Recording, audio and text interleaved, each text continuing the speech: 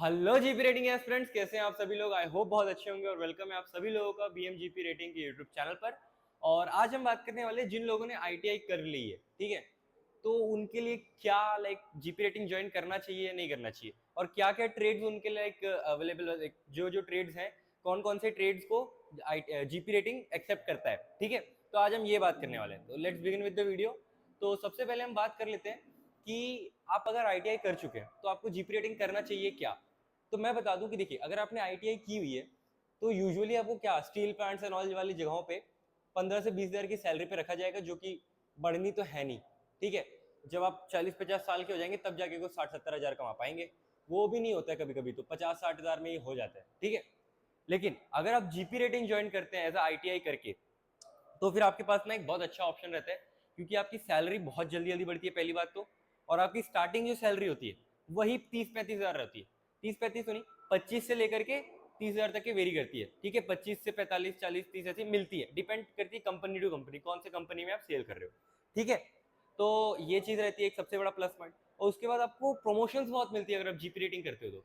अगर आपने आईटीआई की हुई है तो जीपी रेटिंग कर लो आप, फिर उसके बाद प्रमोशन ही प्रमोशन। आप कुछ साल एक रोल में रहोगे, अगले साल आपका प्रमोशन, फिर उसमें कुछ समय रहोगे, कुछ ऐसे धीरे धीरे करते करते आपका अगर 6-7 साल अगर आप देखें तो 6-7 सालों में आप करीब 1-1.5 लाख, 2 लाख, 2 लाख तक के आप पर मंथ कमा सकते हो। 2 लाख पर मंथ 6-7 सालों में। कौन सा करियर, कौन सा जॉब प्रोफाइल है जो ऐसा दे रही है। तो इसलिए मैं कह रहा हूँ कि आप जीपी रेटिंग करो, ठीक है। और अगर आपको नहीं पता कि जीपी रेटिंग क्या होती है, कैसे होती है, तो फटाफट से डिस्क्रिप्शन में लिंक दिया हुआ है, गूगल फॉर्म का है, उसको फिल करो। हमारी टीम आपको पर्सनली कांटेक्ट करेगी और आपको सारा गाइड करेगी और आपको एक रोड मैप तैयार करा के देगी, ठीक है। अब बात कर लेते हैं कि इसका एलिजिबिलिटी क्राइटेरिया और वगैरह वगैरह चीजें क्या होती है, ठीक है।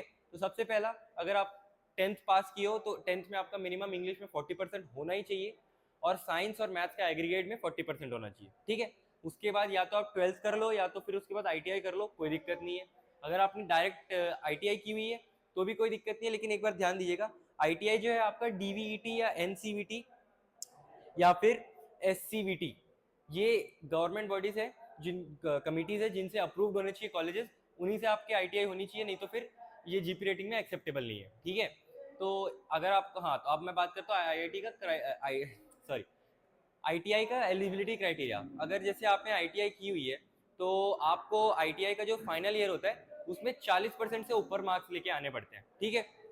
तो अगर आपने ये कर लिया तो आप जीपी रेटिंग कर सकते हैं, आप एलिजिबल हो जाते हैं। अब बात करते हैं कि जीपी रेटिंग में कौन कौन से ट्रेड्स इसमें एक्सेप्टेबल है, ठीक है। तो फिटर हो गया आपका, वेल्डर, ठीक है, मशीनिस्ट हो गया आपका, टर्नर हो गया आपका, मोटर मैकेनिक हो गया, ठीक है, और आपका इलेक्ट्रिशियन हो गया, ठीक है, और आपका सॉरी, आपके ऐसे ऐसे बहुत सारे रहते हैं, ठीक है।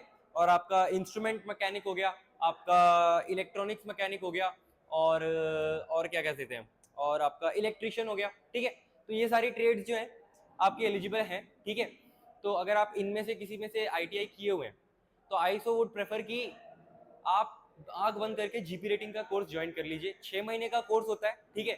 6 महीने आपको पूरा ट्रेन कराया जाता है, उसके बाद फिर 6 महीने के बाद प्लेसमेंट होती है कंपनीज की, उसके बाद डायरेक्ट आप शिप पे। और हाँ, इसमें भी आईटीआई के लिए जो जिन्होंने कर लिया है तो उनके लिए बहुत अच्छे अच्छे कॉलेजेस हैं, जैसे कि 7 आइलैंड करके एक कॉलेज है जो आईटीआई वाले बच्चों को लाइक प्रेफरेंस देता है। एक्चुअली आईटीआई वालों को ही लेता है वो। और उसमें सबसे अच्छी बात ये है, पता है, कि उसमें आपको इंटरव्यू देना पड़ता है और रिटर्न नहीं देना पड़ता, रिटर्न वगैरह कुछ नहीं है, डायरेक्ट इंटरव्यू, उसके बाद आपका मेडिकल और फिर आपका कॉलेज एडमिशन।